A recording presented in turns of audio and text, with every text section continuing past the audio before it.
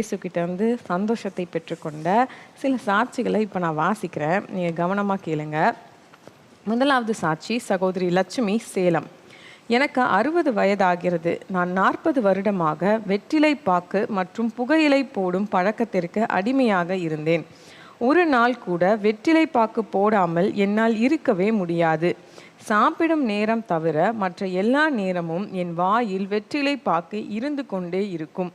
இப்படி 40 வருடமாக வெற்றிலை பாக்கு மற்றும் புகையிலை போடும் பழக்கத்திற்கு மிகவும் அடிமையாக இருந்து வந்தேன்.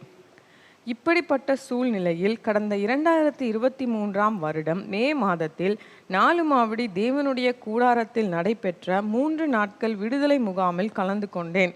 ஒவ்வொரு நாளும் இந்த பழக்கத்திலிருந்து இயேசு எனக்கு விடுதலை தர வேண்டும் என்று கருத்தாக ஜெபம் செய்தேன். ஜெபம் முடிந்து வீட்டிற்கு வந்த நாளிலிருந்து வெற்றிலை பாக்கு போட வேண்டும் என்ற எண்ணம் என்னை விட்டு போய்விட்டது. இப்பொழுது நான் வெற்றிலை பாக்கு போடுவது இல்லை. இதை நிறுத்தி 2 வருடம் ஆகிறது. மறுபடியும் ஒரு நாள் கூட வெற்றிலை பாக்கு போட வேண்டும் என்ற எண்ணம் எனக்குள் வரவே இல்லை. ஜெபத்தை கேட்டு 40 வருடமாக வெற்றிலை பாக்கு மற்றும் புகையிலை பழக்கத்திற்கு அடிமையாக இருந்த என்னை விடுதலையாக்கின இயேசுவுக்கே ஸ்தோத்திரம் செலுத்துகிறேன்.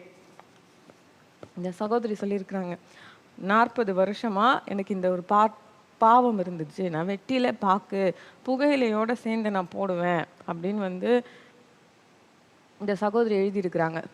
இந்த சகோதரி பாருங்களேன், 60 வயசு ஆகுது, நான் 40 வருடமாக இந்த பிரச்சனையில் இருக்கிறேன்.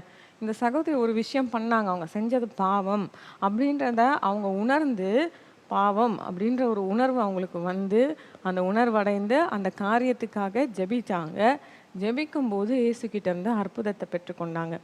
முதலாவது புகையிலை மதுபானம் அருந்துறது, அப்புறம் புகைப்பிடிக்கிற பழக்கம், இது எல்லாமே பாவம். இந்த காரியத்தை முதலாவது நம்ம ஒத்துக்கொள்ளணும். அது நமக்கு பரிசுத்த குலைச்சலை கொண்டு வருகிற காரியம், இயேசுவுக்கு பிரியமில்லாத காரியம். நம்ம விதண்டாவாதம் பேசலாம், இதில் என்ன தப்பு இருக்குது, இதை செய்கிறதுனால எனக்கு இதுலேருந்து ஒரு விடுதலை கிடைக்குது, ஸ்ட்ரெஸ்ஸுலேருந்து எனக்கு விடுதலை கிடைக்குது, இதுலேருந்து செய்கிறதுனால எனக்கு இந்த பிரச்சனையிலேருந்து ஒரு விடுதலை கிடைக்குது, இதெல்லாம் என்ன தப்பா?